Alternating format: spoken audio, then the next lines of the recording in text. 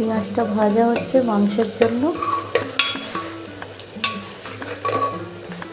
আলু ভাজা হয়ে গেছে, আদা রসুন কোচানো হয়ে গেছে, আর এই মাংস। পেঁয়াজটা আর একটু ভাজা হলে তাহলে আদা রসুনটা দেওয়া যাবে।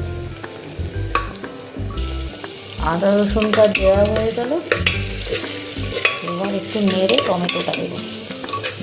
আমার এই ছোটো গ্যাসটা বেশ ভালো কাজ করছে। মাংস দিয়ে দেওয়া হয়েছে, এবার এইভাবে এই যে কষে দিচ্ছি।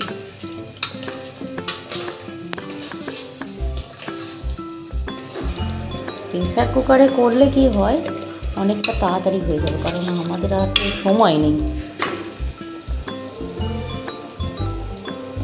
আর গ্যাসটাও তো আমাদের হাতে সেরকম নেই, তো যাই হোক চলে যাচ্ছে। এই গ্যাস অনেকটাই দিচ্ছে, কাল থেকে রান্না ভালোই হচ্ছে। মাংসের কালারটা বেশ ভালোই এসছে।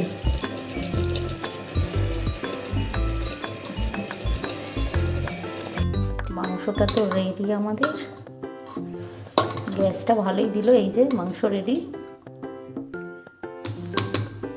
চলো এবার খাওয়া যাক।